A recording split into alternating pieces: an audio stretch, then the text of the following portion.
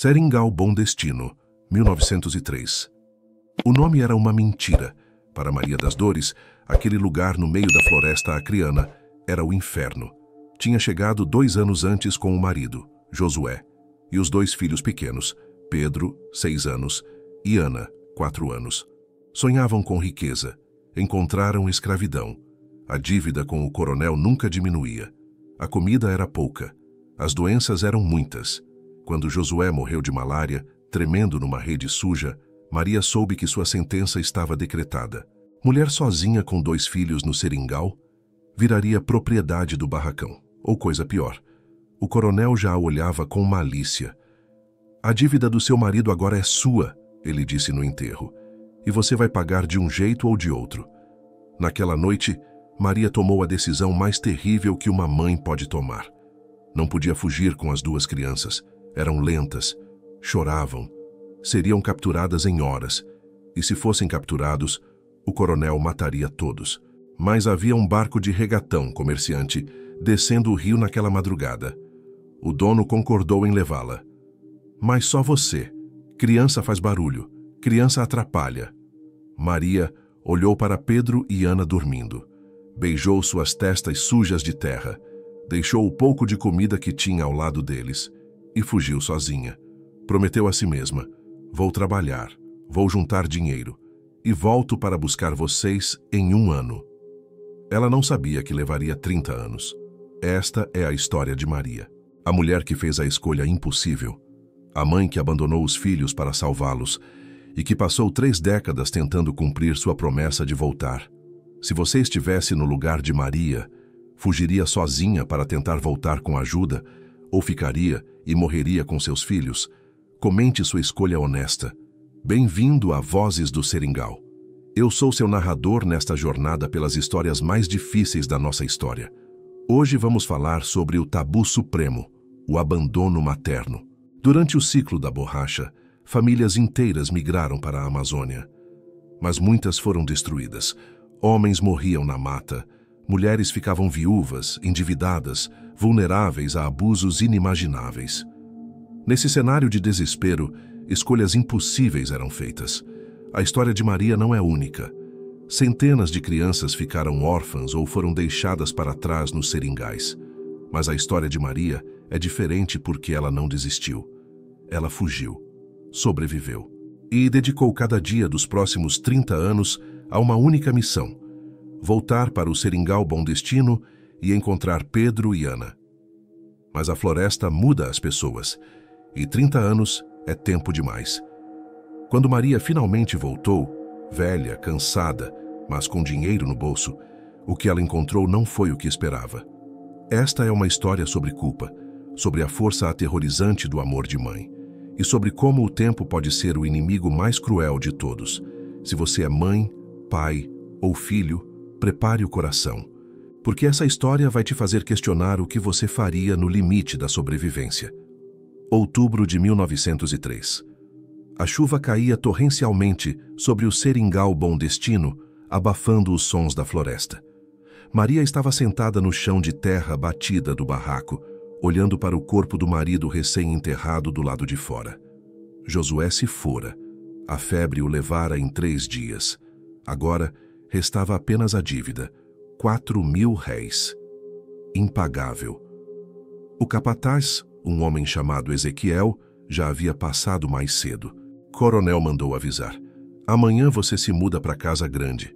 Vai trabalhar na cozinha e no que mais precisar. Maria sabia o que no que mais precisar significava. Tinha visto acontecer com outras viúvas. Eram usadas, abusadas e descartadas. E seus filhos? Viravam escravos do corte da seringa assim que conseguissem segurar uma faca. Pedro, com 6 anos, dormia na rede de cima. Ana, com 4, na de baixo. Eram tão pequenos, tão inocentes. Deus, me ajude, Maria sussurrou.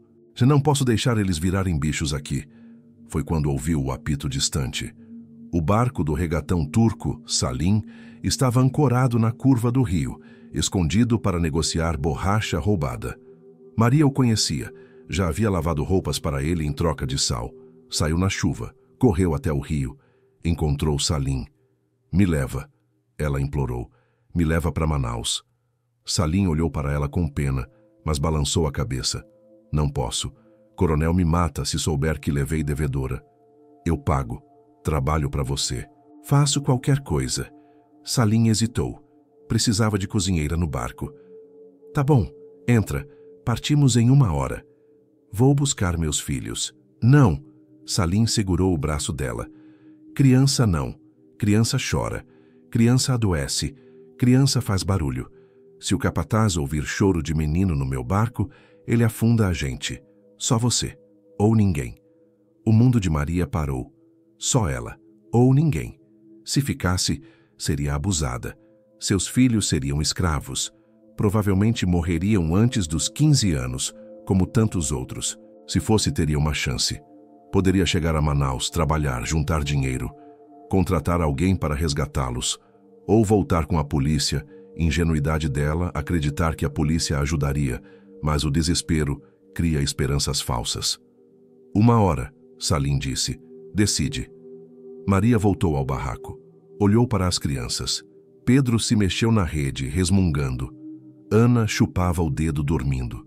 Cada fibra do corpo de Maria gritava para ficar. Agarrar os filhos. Morrer com eles se fosse preciso. Mas a razão, fria, cruel, dizia outra coisa. Se você ficar, você não salva ninguém. Se você for, talvez salve todos. Maria chorou em silêncio. Lágrimas quentes que se misturavam com a chuva em seu rosto. Pegou um pedaço de papel de embrulho e um toco de carvão. Escreveu com dificuldade, sabia pouco mais que assinar o nome. Mamãe volta. Cuida da Ana, Pedro. Amo vocês.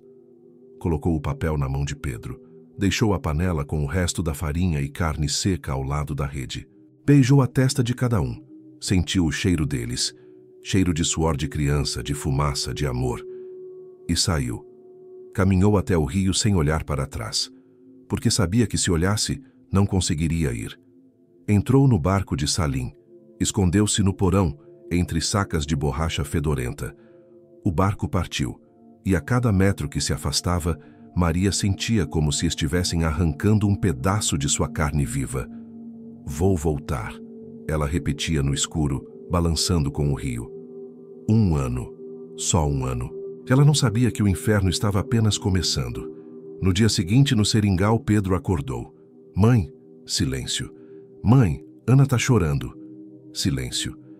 Pedro desceu da rede. Viu a panela de comida. Viu o papel na sua mão. Não sabia ler, mas reconheceu a letra torta da mãe. Correu para fora. Chuva, lama, ninguém. O capataz Ezequiel chegou horas depois. Viu o barraco vazio. As crianças sozinhas. Cadê a mãe de vocês? Pedro, com 6 anos, segurando a mão da irmãzinha de 4, levantou o papel. Ela disse que volta. Ezequiel riu.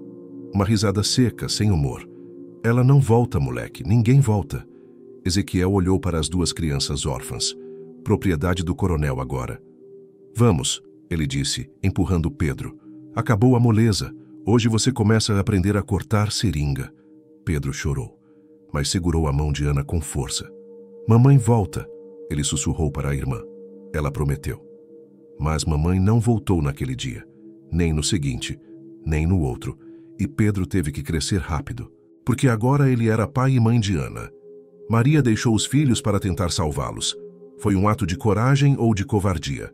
O que você pensa sobre essa escolha impossível? Comente. Inscreva-se no canal para ver o que aconteceu com Pedro e Ana enquanto Maria tentava voltar.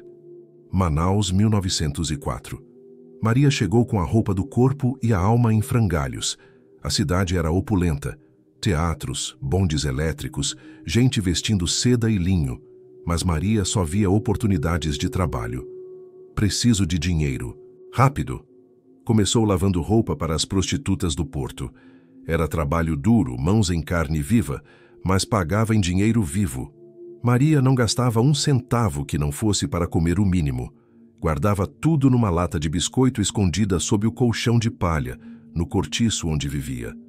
Todos os dias perguntava no porto: alguém vai para o Acre? Seringal, Bom Destino? Ninguém ia. Ou quem ia, não queria levar mulher. ou cobravam preços impossíveis.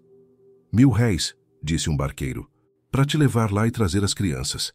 Maria tinha 50 réis. Um ano se passou. Maria juntou 200 réis. Trabalhava 18 horas por dia.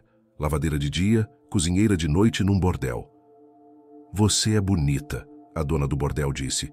Podia ganhar muito mais dinheiro no quarto, não na cozinha. Maria recusou. Tinha um objetivo sagrado. Não ia se vender. Mas o tempo passava e a angústia crescia. Como eles estão? Será que comeram hoje? Será que Ezequiel bate neles? Os pesadelos eram constantes. Maria acordava gritando o nome de Pedro e Ana. 7 anos haviam se passado. Maria agora tinha dinheiro suficiente. 1.500 réis. Podia pagar a viagem. Contratou um barqueiro, comprou passagens, comprou roupas novas para as crianças, imaginando que Pedro teria 13 anos e Ana 11. Mas na véspera da partida, o desastre. O cortiço onde morava pegou fogo. Um lampião virou. O fogo consumiu a madeira podre em minutos. Maria não estava lá. Estava trabalhando. Quando voltou, encontrou cinzas. Sua lata de biscoito, seu dinheiro. 7 anos de sangue e suor. Derretidos, roubados, desaparecidos. Maria caiu de joelhos nas cinzas quentes e uivou como um animal ferido. Teve que começar do zero. Enquanto isso, no seringal Bom Destino, Pedro tinha 13 anos. Ana, 11. Não eram mais crianças, eram sobreviventes. Pedro trabalhava no corte desde os 7 anos. Suas mãos eram grossas, calejadas, cheias de cicatrizes. Tinha olhar de velho num rosto de menino. Ana trabalhava na casa grande. Cozinha, limpeza. E agora que estava virando mocinha, o coronel começava a olhá-la de jeito diferente. Pedro percebeu. Ana, fica longe dele. Eu tento, Pedro, mas ele me chama. Se ele tocar em você, eu mato ele. Não fala isso, ele te mata antes. Os 2 irmãos viviam agarrados à promessa. O papel que a mãe deixara havia se desfeito há muito tempo com a umidade e o manuseio, mas as palavras estavam gravadas na alma de Pedro. Mamãe volta. Ela mentiu.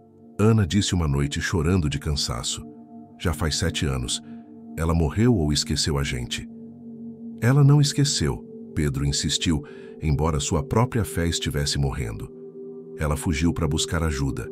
Algo aconteceu, mas ela vem. Mas no fundo Pedro sentia raiva. Raiva da mãe que os deixou naquele inferno. Raiva da promessa quebrada. Maria tinha 45 anos. Recuperou o dinheiro. Demorou mais dessa vez, porque a crise da borracha chegou e o trabalho escasseou. Manaus já não era rica, mas Maria era obstinada. Virou costureira. Trabalhava até os dedos sangrarem. Juntou o dinheiro novamente. Dessa vez, embarcou. A viagem durou semanas, subindo o rio Purus, depois o Acre. O coração de Maria batia tão forte que doía. Eles têm 23 e 21 anos agora, pensava. São adultos. Vão me odiar? Vão entender? Chegou à boca do igarapé que levava ao seringal Bom Destino. Mas o seringal não estava lá. A floresta havia retomado tudo.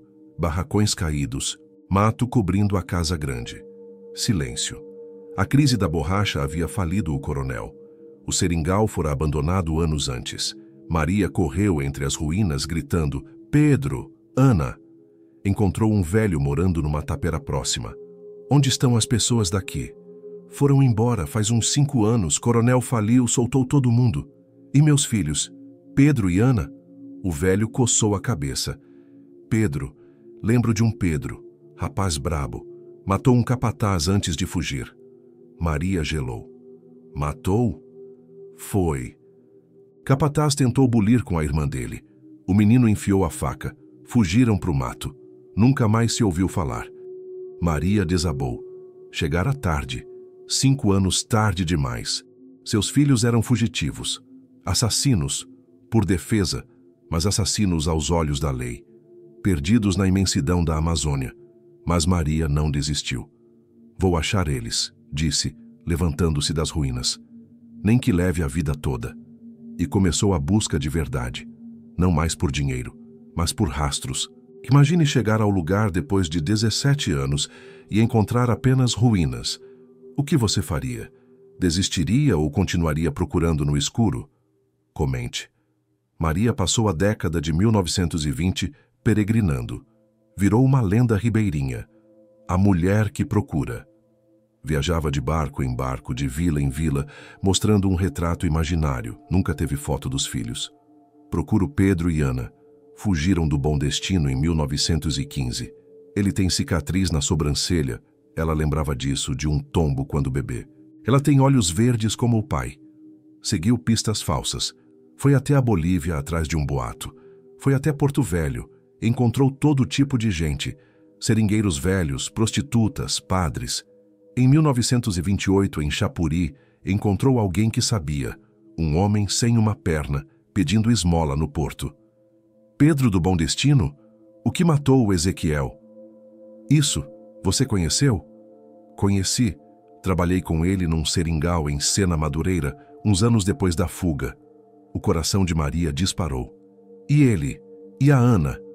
A moça? Ana, ela casou com um comerciante. Foi embora para Rio Branco, eu acho. Tava bem de vida. E o Pedro? O homem baixou os olhos. Pedro não teve tanta sorte. Ficou amargo, vivia com raiva. Entrou pro cangaço da borracha. Virou jagunço. Dizem que morreu num tiroteio em 1925. Maria sentiu o mundo girar. Pedro morto? Seu menininho? O protetor da irmã? Tem certeza? Certeza ninguém tem na mata, dona. Mas foi o que ouvi. Maria agradeceu o homem. Deu-lhe todo o dinheiro que tinha no bolso. Pedro podia estar morto. Mas Ana estava viva. Em Rio Branco. Maria partiu para Rio Branco. Enquanto isso, em Rio Branco. Ana não se chamava mais Ana. Chamava-se Dona Anita. Casada com um dono de armazém próspero. Tinha 3 filhos. Ninguém sabia de seu passado no seringal. Ninguém sabia que seu irmão era procurado pela polícia. Ninguém sabia que sua mãe a havia abandonado. Ana enterrou o passado. Minha mãe morreu quando eu era pequena, ela dizia aos filhos. Meu pai também. Era mais fácil assim, doía menos. Mas às vezes, quando chovia, Ana olhava pela janela e lembrava do irmão segurando sua mão na lama. Onde você está, Pedro? Eles tinham se separado em 1918. Pedro dissera, não posso ficar, Ana. Tenho sangue nas mãos. Vou te prejudicar. Casa com esse homem, ele é bom, esquece de mim. E sumiu na mata. Ana nunca perdoou a mãe. Se ela não tivesse ido, Pedro não teria virado assassino. Eu não teria sofrido o que sofri na Casa Grande. O ódio por Maria era o combustível que mantinha Ana em pé. Vou ser a mãe que ela nunca foi, prometeu. 30 anos depois da fuga, Maria chegou a Rio Branco. Tinha 58 anos, mas parecia ter 80. Cabelos brancos, pele curtida pelo sol, coluna curvada. Passou meses perguntando por Ana do Bom Destino. Ninguém conhecia. Até que um dia, numa missa, viu uma mulher. Estava bem vestida, entrando num carro, mas tinha os olhos de Josué. Aqueles olhos verdes inconfundíveis. Maria correu. Ana! A mulher parou. Olhou para a velha mendiga correndo em sua direção. Quem é a senhora? Sou eu, Maria, sua mãe. O tempo parou. Ana olhou para Maria. Viu o rosto envelhecido. Viu as roupas surradas. Viu a dor nos olhos. E reconheceu. Mas em vez de abraço, houve gelo. Minha mãe morreu há 30 anos. Ana disse, voz fria como aço. Ana, por favor, eu fui buscar ajuda. Eu tentei voltar. Tentou por 30 anos? Você nos deixou com o Ezequiel. Você sabe o que ele fez comigo? Sabe o que o Pedro teve que fazer? Filha, me perdoa. Não me chame de filha. Eu não tenho mãe. Ana entrou no carro. Vamos, disse ao motorista. O carro partiu, deixando Maria sozinha na poeira da rua. 30 anos de busca. 30 anos de sacrifício. Para isso. Maria sentou no meio-fio e chorou. Não choro de tristeza. Choro de quem finalmente quebrou. Ela havia encontrado a filha, mas havia perdido a filha para sempre. E Pedro? Onde estava Pedro? A reação de Ana foi cruel ou justificada. Você perdoaria uma mãe que demorou 30 anos para voltar? Comente. Maria ficou em Rio Branco. Não tinha para onde ir. Dormia num abrigo da igreja. Todos os dias ia até a frente da casa de Ana. Ficava do outro lado da rua apenas olhando.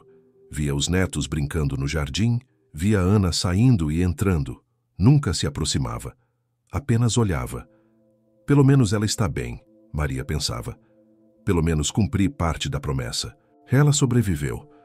Mas a dor da rejeição a consumia. Certa noite, no abrigo, um homem chegou. Estava ferido. Tossia sangue. Era um velho seringueiro, ou talvez jagunço, ninguém sabia. Maria, que sempre ajudava a cuidar dos doentes, hábito de mãe que nunca pôde cuidar dos filhos, foi limpar as feridas dele. O homem tinha uma cicatriz na sobrancelha. Velha, branca. Maria parou.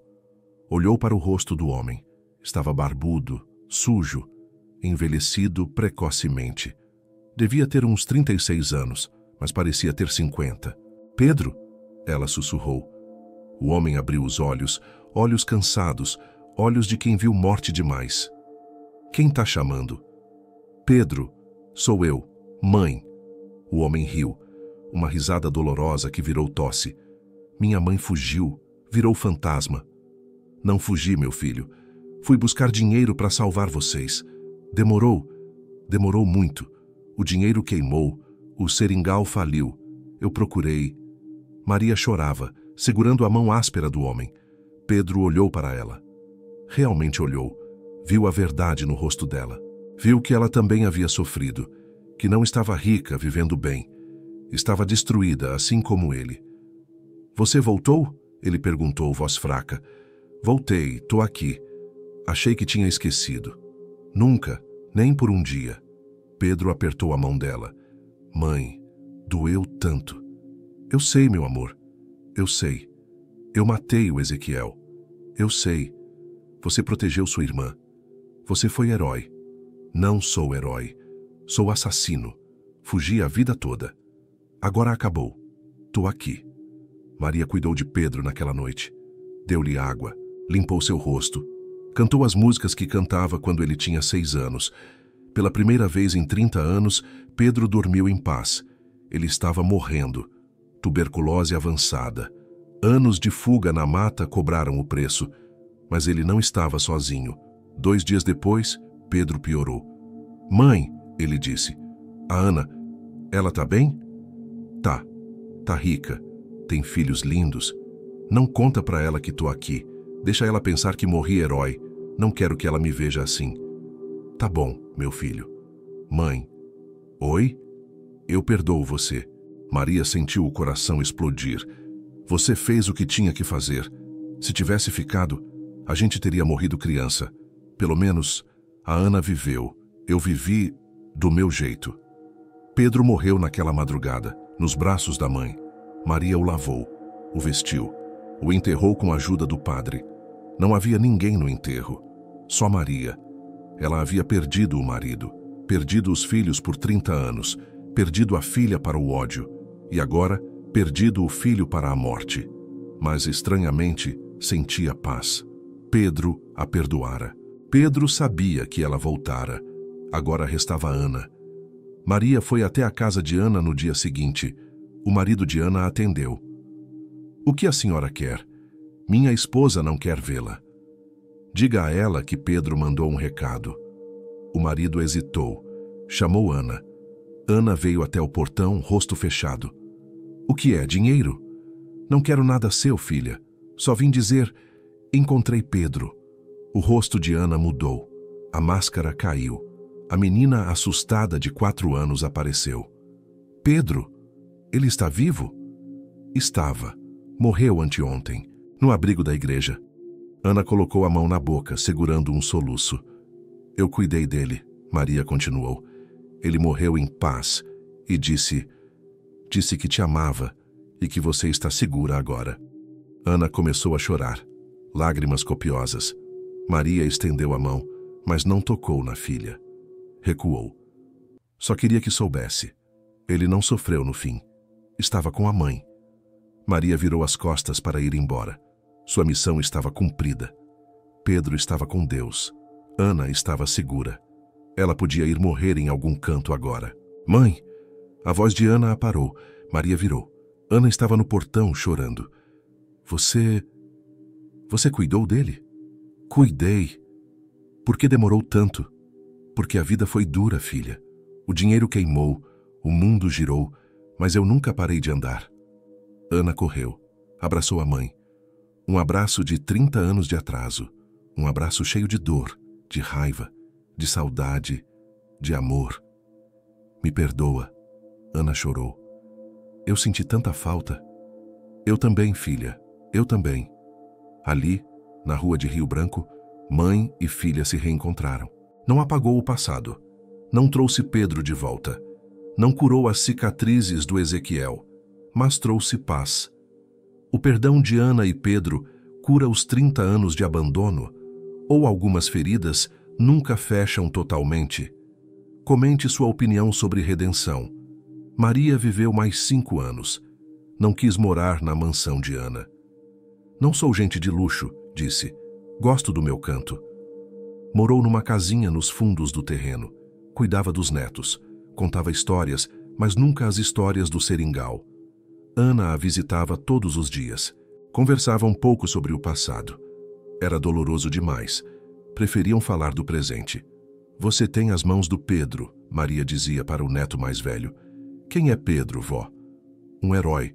O homem mais corajoso que conheci. Maria morreu em 1938, dormindo. Ana encontrou embaixo do travesseiro da mãe uma lata velha. Dentro, não havia dinheiro. Havia papéis, passagens de barco velhas, recibos de lavadeira de 1905, um pedaço de carvão. Eram as provas. Provas de que ela tentou. Provas de cada dia da luta de 30 anos. Ana chorou sobre aquela lata. Finalmente entendeu a dimensão do sacrifício da mãe. Maria não as abandonou para viver bem. Ela se condenou a 30 anos de escravidão voluntária para tentar salvá-los. Ana viveu até os 90 anos. Tornou-se matriarca de uma grande família no Acre. Nunca esqueceu.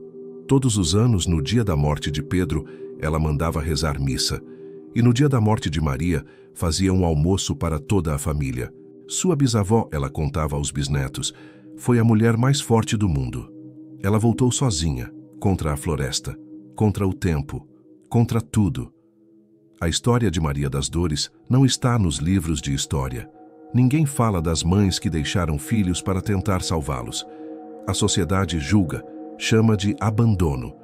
Mas quem somos nós para julgar a escolha de uma mãe com uma arma apontada para a cabeça de seus filhos, a arma da fome, do abuso, da escravidão? Maria fez a escolha impossível, pagou o preço mais alto, perdeu a infância dos filhos, perdeu a vida de um deles, mas salvou o que pôde, e sua linhagem sobreviveu. Ana sobreviveu, seus filhos sobreviveram. Hoje, há descendentes de Maria no Acre, médicos, professores, engenheiros, pessoas que existem porque em 1903 uma mulher teve a coragem terrível de entrar num barco sozinha e prometer: eu volto. E ela voltou.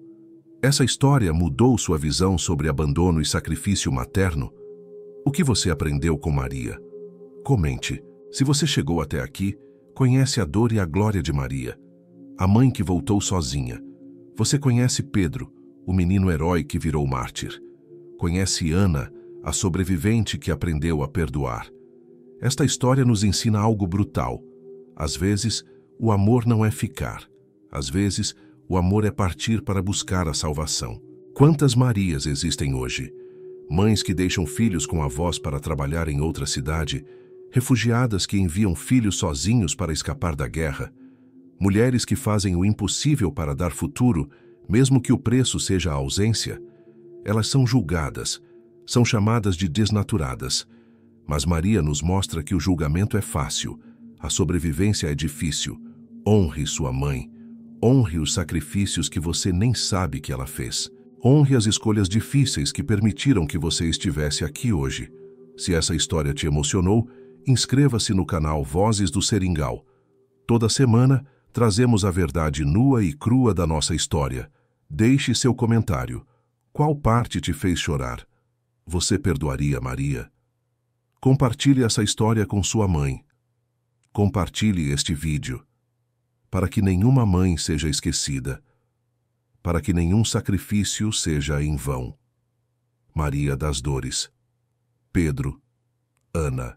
A família que a floresta tentou destruir, mas o amor, mesmo torto, mesmo sofrido, salvou.